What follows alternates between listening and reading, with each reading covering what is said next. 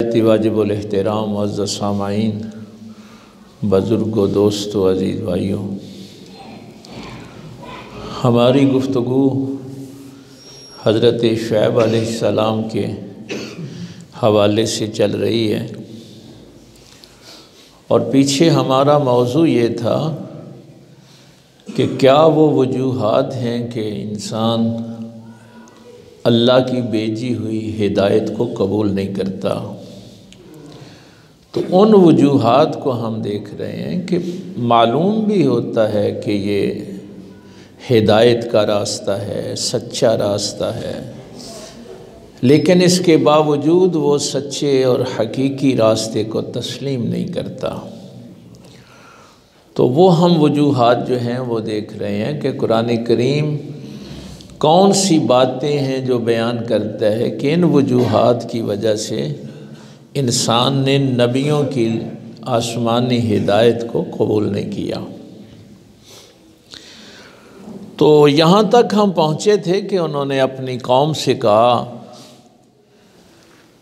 وَلَا تَقْعُدُوا بِكُلِّ صِرَاطٍ تُوعِدُونَ وَتَصُدُّونَ عَنْ سَبِيلِ اللَّهِ مَنْ آمَنَ بِهِ، کہ ہر راستے پر نہ بیٹھو تاکہ تم ایمان والوں کو ڈراؤ۔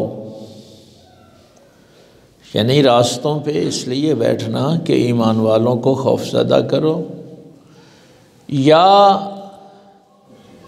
اللہ کی طرف جو راستے جاتے ہیں ان راستوں سے لوگوں کو روکو۔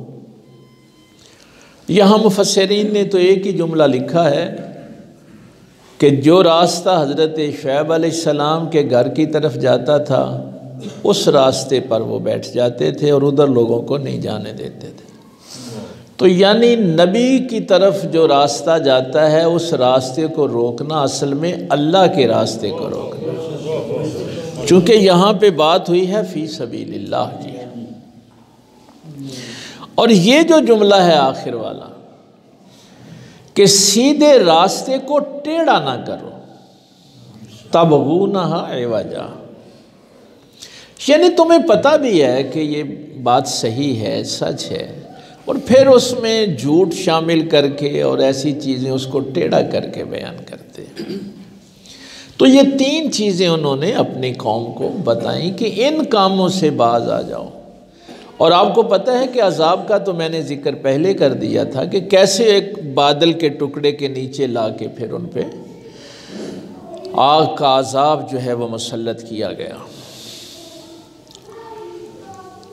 اب یہاں پہ دو باتیں ہیں، ایک ہے قطع الطریق، راستہ کاٹنا، راستہ کاٹ کے لوگوں کا مال چھیننا، لوگوں کو قتل کرنا، یعنی خوف پیدا کرنا، چونکہ پہلا جملہ یہی ہے کہ ایمان والوں کو نہ ڈراؤ۔ اس کے لیے میں نے یہ سورہ مائدہ کا جب درس ہوا تھا تو اس میں تفصیلاً یہ بات ہوئی تھی۔ یہ اتنا سخت کام ہے، راستہ روک کر خوف پیدا کرنا، یہ وہ سزا ہے جو اللہ تعالیٰ نے خود بیان کی۔ انما جزاء الذین یحاربون اللہ ورسولہ، جو لڑتے ہیں اللہ اور اس کے رسول کے ساتھ، حرب اسی سے ہے نا، یحاربون اللہ ورسولہ ویسعون فی الارض فسادا، اور زمین پر فساد پیدا کرتے۔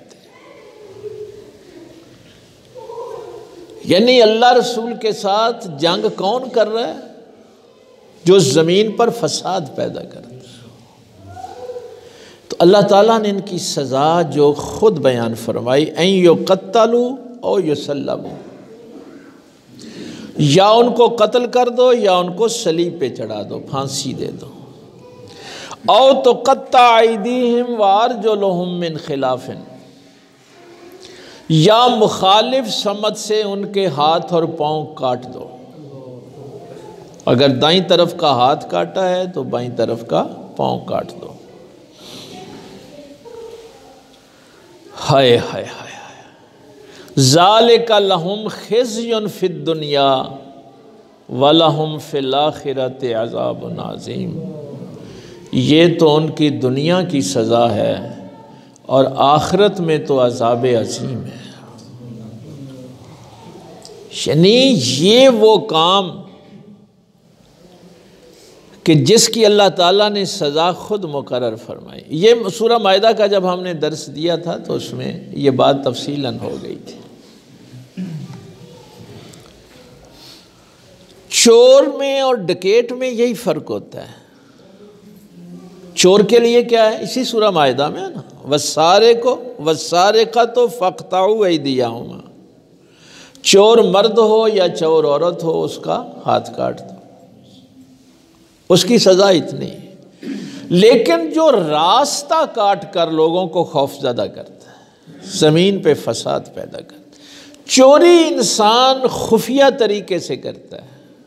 چوری وہ ہوتی ہے جو خفیہ طریقے سے کسی کا مال یا کوئی چیز آپ ہڑپ کر لیتے ہیں، لیکن دہشت پیدا کرنا، خوف زدہ، یہ باتیں میں ساری اس لیے کر رہا ہوں کہ ہم نے قرآن کریم کو اس نظر سے کبھی دیکھا ہی نہیں۔ اللہ تعالیٰ کو انسانی جان بہت عزیز ہے۔ یہ جو آیت سورہ مائدہ کی آپ نے دیکھی ہے نا، اس سے پچھلی آیت میں من قتل نفسا بغیر نفس او فساد فی الارض فکانما قتل الناس جميعا، وہاں بھی مومن اور مسلمان کی بات نہیں ہے۔ جس نے کسی ایک ناحق انسان کو قتل کیا اس نے پورے انسانوں کو قتل کر دیا۔ اور اس دن میں نے آپ سے عرض کیا تھا کہ میرے پاک پیغمبر صلی اللہ علیہ وسلم نے بھی فرمایا کہ اللہ فرماتا ہے کہ یہ انسانی جان اگر سارے زمین والے اور سارے آسمانوں والے کسی انسان کی جان لینے پہ اتفاق کر لیں تو اللہ تعالیٰ کو کوئی مذائقہ نہیں ہے کہ سارے زمین والے اور سارے آسمان والوں کو جہنم میں ڈال دیں۔ یعنی یہ نہیں اللہ دیکھے گا کہ یہ سارے زمین والے ہیں اور سارے آسمان والے ہیں۔ اور میں تو حیران ہوتا ہوں کہ جب میرے پاک پیغمبر صلی اللہ علیہ وسلم نے، ہم تو مسلمان ہیں، ہمیں تو آخری خطبہ ازبر ہونا چاہیے، حضور نے امت سے جو آخری، تو خانہ کعبے کی طرف اشارہ کر کے فرمایا ایک بندہ مومن کی جان اس کعبے سے زیادہ حرمت رکھتی ہے،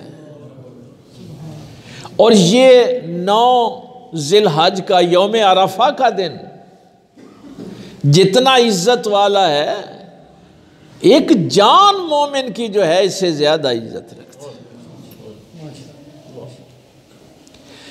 اور میں کئی دفعہ سوچتا ہوں کہ جس نبی نے اس لیول پہ آ کے بتایا ہو کہ انسانی جان کی حرمت کیا ہے، اس دین کو ماننے والوں میں دہشت گرد پیدا کیسے ہو سکتا ہے؟ یہ کیسے ممکن ہے؟ اب 2 چیزیں ہیں، یہ چلو مسئلہ بھی ساتھ ساتھ آپ سیکھتے جائیں۔ اگر صرف ڈکیٹی کی، کسی کو قتل نہیں کیا، تو پھر احکام کیا ہوں گے؟ اگر ڈکیٹی بھی کی ہے اور قتل بھی کیا ہے تو پھر احکام کیا ہوں گے؟ اگر کسی کا پہلے سے ایک ہاتھ کاٹا ہوا ہے تو پھر کیا حکم ہوگا کہ اس کا صرف پاؤں کاٹ دو؟ یا پھر یہ سارے جتنے احکامات ہیں، چونکہ اگلا جملہ ایک رہ گیا تھا ينفع من الارض، یعنی اس کو پھر یا جلا وطن کر دو، یعنی انسانی معاشرے سے کہیں دور بھیج دو، وہ اس قابل ہی نہیں ہے کہ انسانوں میں رہ سکے، یعنی یا ان کو قتل کر دو یا صلیب پہ چڑھا دو یا مخالف سمجھ سے ان کے ہاتھ اور پاؤں کاٹ دو یا ان کو جلا وطن کر دو، دور جنگلوں میں کہیں بھیج دو۔ یہ انسانیت کی توہین ہے۔ اب آپ سوچ رہے ہوں گے کہ یہ جو اسلحہ لے کے راستے میں کھڑے ہوتے ہیں، ان کے لیے پھر وہ مجھے حکم کہیں بھول نہ جائے، ہمارے تمام فتاوی کی جتنی بھی کتابیں ہیں، اسی لیے حکم ہے کہ اگر ایسا کوئی شخص مر جائے تو اس کا جنازہ نہیں پڑھنا، ہاں اس کا جنازہ پڑا رہے تاکہ دوسرے عبرت پکڑیں۔ یعنی ایک تو اس کی یہ سزا ہے نا، اور اللہ نے فرمایا آخرت میں تو عذاب عظیم ہے، اور اس کی موت پہ ہمیں جو حکم ہے وہ یہ ہے کہ آپ نے اس کے جنازے کی تذلیل کرنی ہے،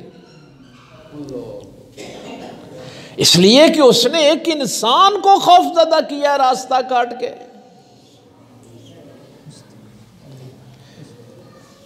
اب یہ قرآن ہے، یہاں تو بات بڑی ظاہر ہے، وسیع تناظر میں ہوتی ہے۔ بِكُلِّ صِرَاطٍ، یہ جو پچھلے جمعے بات رہ گئی تھی تھوڑی سی، ہر راستے پہ نہ بیٹھو۔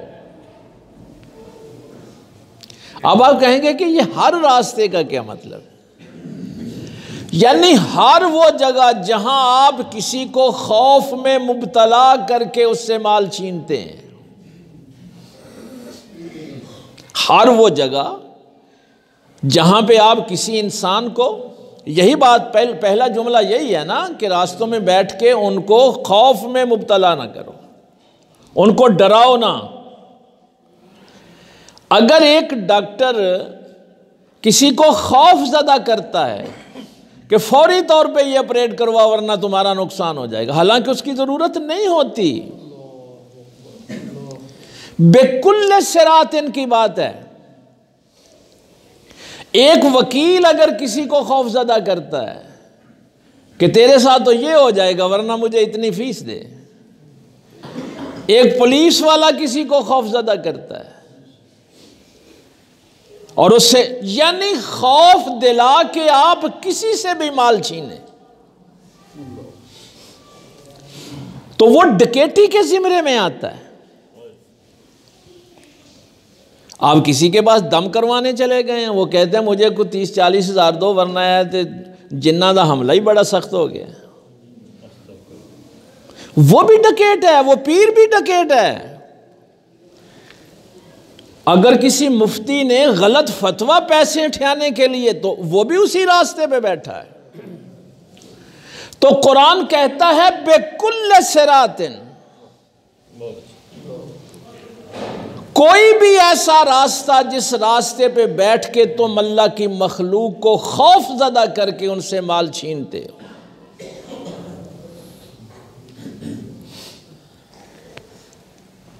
اور سزا دیکھ لیں ان کی کیا ہے،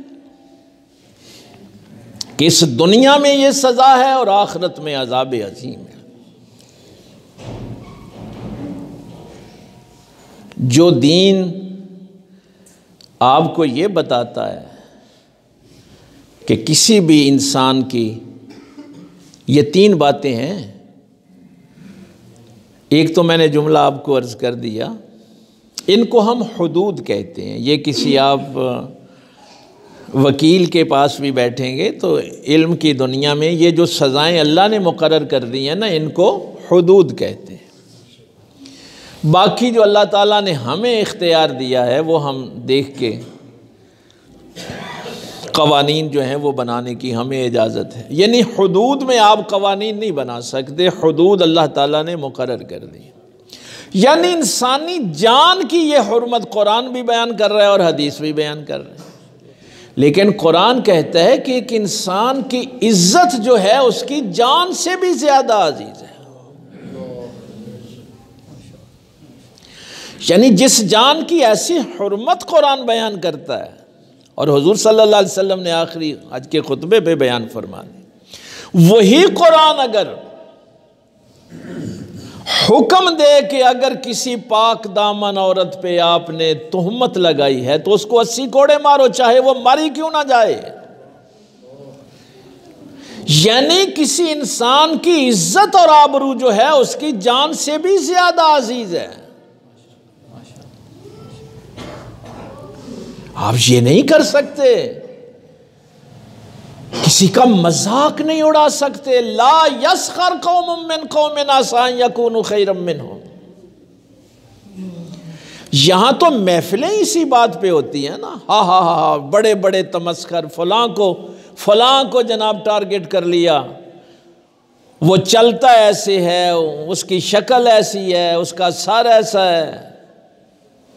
اور اللہ کیا فرما رہا ہے؟ عسى ان يكونوا خيرا منهم، جن کا تم مذاق اڑا رہے ہو سکتا ہے وہ تم سے بہتر ہوں، تم اس کا مذاق اڑا رہے ہو اور یہ کیڑے مکوڑے حشرات تمہارا مذاق اڑا رہے ہوں۔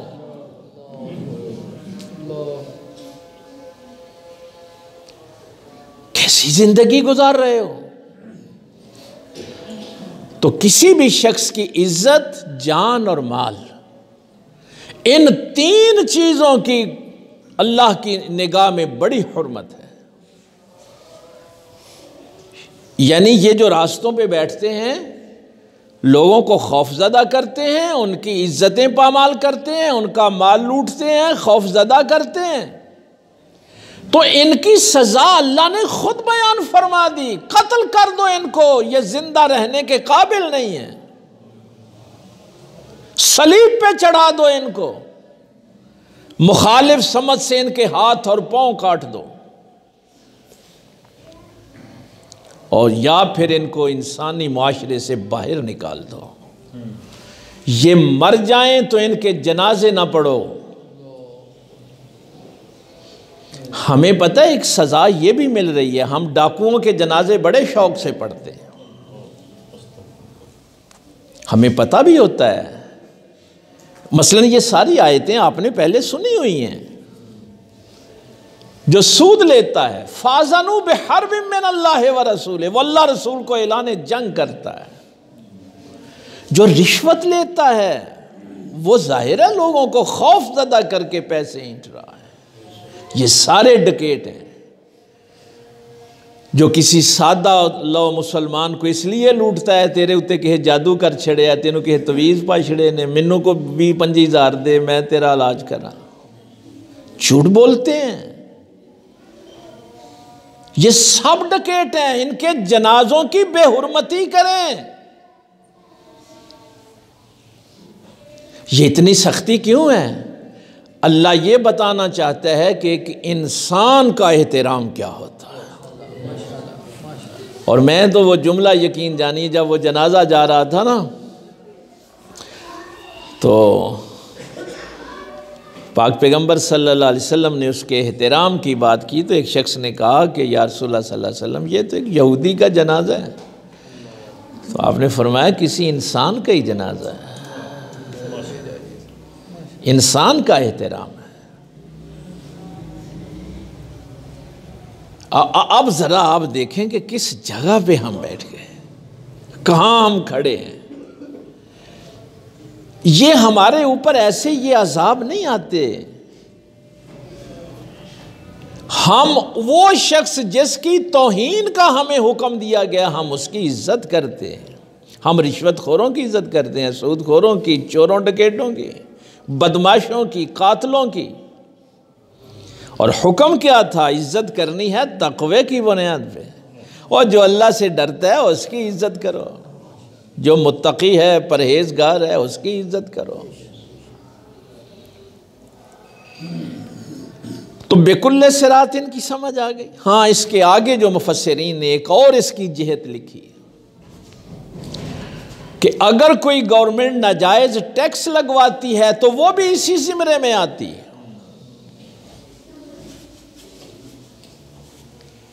بِكُلِّ صِرَاطٍ یہ کوئی چھوٹا جملہ نہیں ہے۔ میں نے شاید یہاں ہی کسی موقع پہ یہ بات عرض کی تھی کہ اسلام نے جو معاشی نظام دیا وہ سود کے مقابلے میں دیا تھا نا۔ یہودیوں کا سودی نظام تو پہلے ہی چل رہا تھا مدینے میں، اسلام نے اس کے مقابلے میں جو معاشی نظام دیا وہ زکوٰۃ کا دیا، صدقات و خیرات کا دیا۔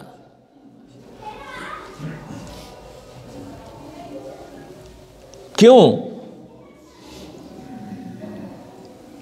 یہ بھی میں ایک بات زکوٰۃ کے متعلق ایک جملہ آپ کے ذہن میں آ جائے. زکوٰۃ کیا ہے؟ ایک جملے میں جب اس کو بیان کیا جاتا ہے، امراء سے لینا ہے اور غرباء کو دینا ہے. صدقات کیا ہیں؟ امراء سے لو، غرباء کو دو، تاکہ معاشرے میں بیلنس رہے، توازن رہے معاشرے میں. اب اس کے مقابلے میں جو ٹیکسز کا نظام ہے وہ کیا ہے کہ غریبوں سے لو اور امراء کو دو. غریبوں سے چھینو پیسے تاکہ یہ جو اوپر طبقہ بیٹھا ہوا ہے ان کی گاڑیوں کا پٹرول، ان کی رہائشیں، ان کے سیر سپاٹے. اس لیے وہ جو ظلم والے ٹیکسز ہیں مفسرین نے ان کو بھی اسی زمرے میں لکھا ہے. یہ بھی وہی ہیں جو راستوں میں بیٹھ کے لوگوں کو خوف زدہ کرتے ہیں. بِكُلِّ صِرَاطٍ. اچھا، اس کا پتہ ہے لوگ علاج کیا کرتے ہیں؟ اب ظاہر ہے ایک طرف ہم نے اپنے آپ کو مسلمان بھی دکھانا ہوتا ہے کہ اسی مسلمان ہاں، اسی اللہ نو ماننے ہاں، اسی نبی پاک نو ماننے ہیں. اس کا پھر طریقہ یہ نکالتے ہیں کہ جس کسی فرقے اور مذہب کے ساتھ ہوتے ہیں ان کے مولویوں کو پیسے پوسے چار دیے، ان کے مدرسے کو پیسے دیے، مسجد کو دیے،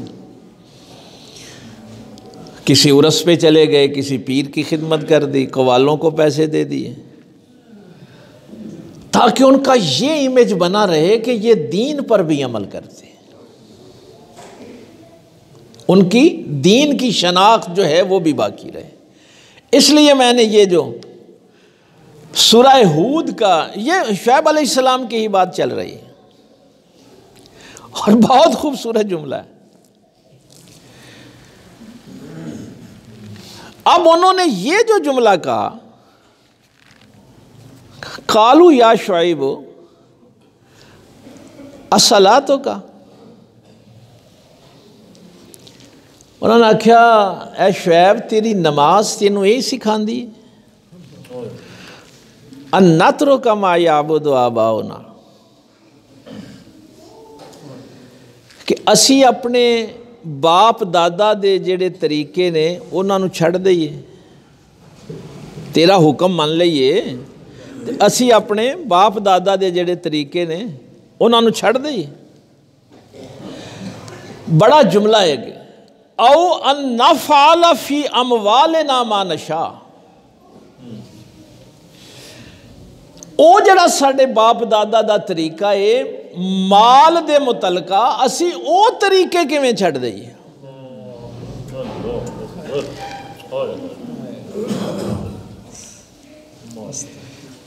یعنی وہ آندے نے نماز پڑھ لواں گے، نماز تو انہاں نو کوئی مسئلہ نہیں ہے، پر اے جڑا اسی سود دے ذریعے کمائی کرنے ہیں اے دے تو سانو منع نہ کر، ہن ساڈے مالی معاملات وچ دخل نہ دے. اسی چوری ڈکیٹی نال ساڈے وڈے بھی کمائی کرتے رہے نے، اساں بھی ڈکیٹیاں کرنیاں نے، اس گل تو سانو منع نہ کر. اونج کو چندہ شندہ لینا ہے مسجد واسطے مدرسے واسطے لے لے، دے دیاں گے. میلاد دی محفل کروانی ہے، 11ویں کروانی ہے، تبلیغی جماعت واسطے کو بس ایک دو کروانی ہے، کوئی اہل حدیثاں دا جلسہ ہو رہا وہ دے واسطے کو دیگاں چار پکوانیاں پکوا لو. لیکن یہ جڑے ساڈے مالی معاملات نے جدے تو اسی مال کما رہے ہیں یہ دے وچ دخل نہ دیو.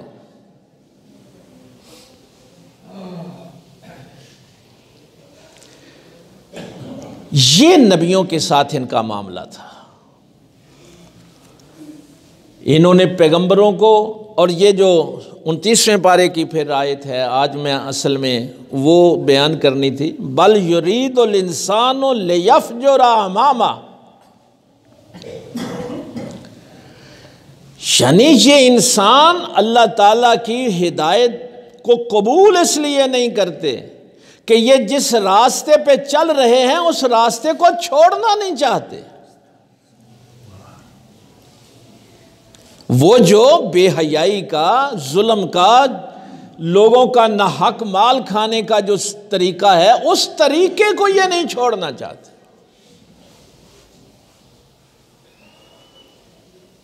تو انہوں نے کہا یہ تو کام نہ کرو کہ ہمارے مالی معاملات میں مداخلت شروع کرو.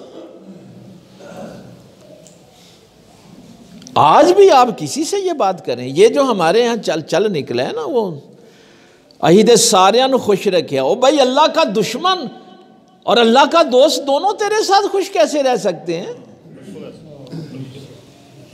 یہ کیسے ممکن ہے؟ اللہ کا دوست اور اللہ کا دشمن یہ دونوں اکٹھے تیرے ساتھ کیسے خوش رہ سکتے ہیں؟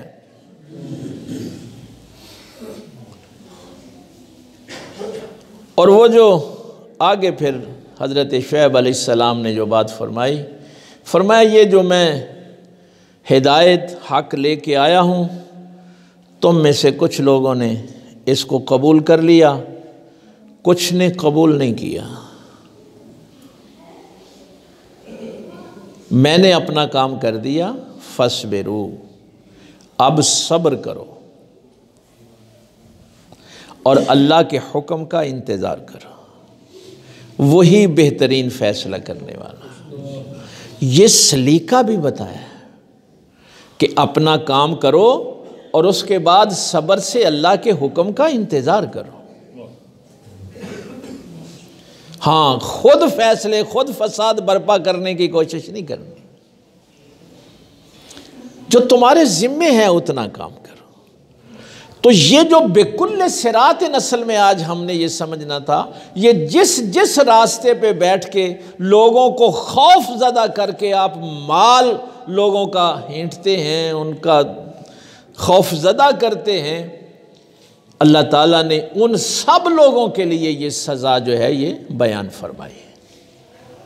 تو یہ مت خیال کیا کریں کہ کوئی ایک جو اینٹ لے کے، پتھر لے کے، کوئی اسلحہ لے کے راستے پہ بیٹھا ہے، نہیں، وہ کوئی ڈاکٹر بھی ہو سکتا ہے، کوئی وکیل بھی ہو سکتا ہے، کوئی جج بھی ہو سکتا ہے، کوئی استاد بھی ہو سکتا ہے، جو کلاس روم میں بچوں کو نہیں پڑھاتا کہ میرے ٹیوشن سینٹر پہ آنا ورنہ تمہیں فیل کر دوں گا، وہ بھی ڈاکو ہے۔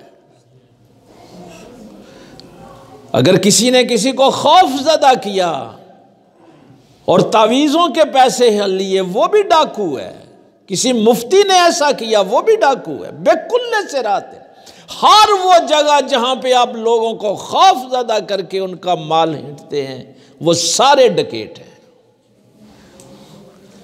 اب سمجھ آئی آپ کا معاشرہ کیوں برباد ہوا ہے؟ اس لیے برباد ہوا ہے کہ ہم نے، اور آخری وہ جو بات میں نے فتاوی عالمگیری سے بیان کی ہے، یہ فتاوی عالمگیری میں بھی یہی فتویٰ لکھا ہے کہ ایسا کوئی ڈاکو مر جائے تو اس کے جنازے پہ نہیں جانا، توہین کریں ایسے لوگوں کے جنازوں کی۔ لیکن یہاں تو ہم فخر سے جاتے ہیں کہ یہ ڈاکو کی اولاد بھی آگے دیکھ لے کہ ہماری اس کے ساتھ سلام دعا ہے۔ اب ان ڈاکوؤں کے بیٹوں کو کیا ضرورت ہے کہ وہ کام وہ چھوڑیں جس وجہ سے ان کو معاشرہ عزت دے رہا ہے؟ بھائی معاشرہ جب ان کی ڈکیٹی چوری کی وجہ سے، ان کی حرام زدگی کی وجہ سے ان کو عزت دے رہا ہے، تو کیا ضرورت ہے ان کو وہ کام چھوڑنے کی؟ یہ وہ بات وہ کر رہے ہیں کہ اے شعیب تیری نماز تجھے یہی سکھاتی ہے۔ اور آخر میں انہوں نے پھر جملہ بھی بڑھا بھائی، کہنے لگے انک لانت الحلیم الرشید، بھائی بندہ تو بڑا باوقار ہے، بڑا حلیم ہے، رشد و ہدایت والا ہے، وہ کتنا عقل مند آدمی ہے، اور بات کیسی کر رہا ہے کہ ہم وہ کام چھوڑ دیں جس وجہ سے ہمیں مال آ رہا ہے؟ یہ کیسی گفتگو تو نے ہمارے ساتھ کی؟ تو کیا ہم نماز پڑھیں اس لیے کہ ہمارے یہ مال کی آمدن ختم ہو جائے؟ اب سمجھ آئی وہ جو ہمیں حکم ہے کہ نماز بے حیائی اور برائی سے روکتی ہے؟ اب آئی نا سمجھ، قرآن نے ہمیں یہ حکم مسلمانوں کو کیوں دیا تھا؟ بھائی نماز کا کام ہی پہلا یہ ہے کہ اگر تیرے ماں باپ غلط راستے کی وجہ سے لوگوں سے مال چھینتے تھے تو تو نے نماز پڑھ کے یہ کام نہیں کرنا، اللہ کی بارگاہ میں سجدہ ریز ہو کے یہ کام نہیں کرنا۔ شعیب تیرے آکھیں ہوں نماز تے ہی پڑھن ڈے پہ ہیں، پر اپنے مالی معاملات ہاں نہیں چھڑنے، یہ مداخلت نہ کریں۔ تو یہ وہ وجوہات ہیں جن کی وجہ سے انسان حق کو قبول نہیں کرتا، سچائی کو قبول نہیں کرتا، اور پھر خود بھی برباد ہوتا ہے، پوری قوم برباد ہوتی ہے۔ یہ نہ کسی کو ایسے ہی ذمہ دار ٹھہرایا کریں فلاں حکمران نے یہ کر دیا، فلاں حکمران نے یہ کر دیا۔ آپ میں سے کتنے لوگ ہیں کہ جب ایسا کوئی خدا کا دشمن مرتا ہے تو کہیں میں تو مسجد میں بیٹھا ہوں، یہاں ہمارے علاقے کا ایک بہت بڑا ڈکیٹ، اور میرے وہ استاد تھے، ٹیچر تھے ادھر مالی پور میں، ان کی سفارش ہے اس کا جنازہ، میں نے یہی آیت پڑھ کے ان کو سنائی تھی۔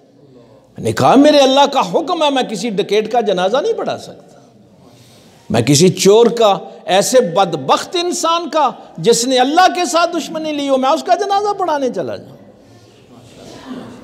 لیکن مجھے حیرانگی ہوئی بعد میں کہ ہمارے ہی علاقے کا ایک بڑا مفتی ان چودھریوں کو راضی کرنے کے لیے وہاں جنازہ پڑھا رہا تھا۔ کیوں لوگ رکے ان کاموں سے؟ پڑھا رہے نا ایسے بندے کا جنازہ 2-3 دن، تاکہ لوگوں کو آگے سے پتا ہو کہ کیسے کسی کو خوف زدہ کر کے اس کا مال چھینا جاتا ہے۔ اللہ تعالیٰ عمل کی توفیق دے۔ وآخر دعوانا الحمدللہ رب العالمین۔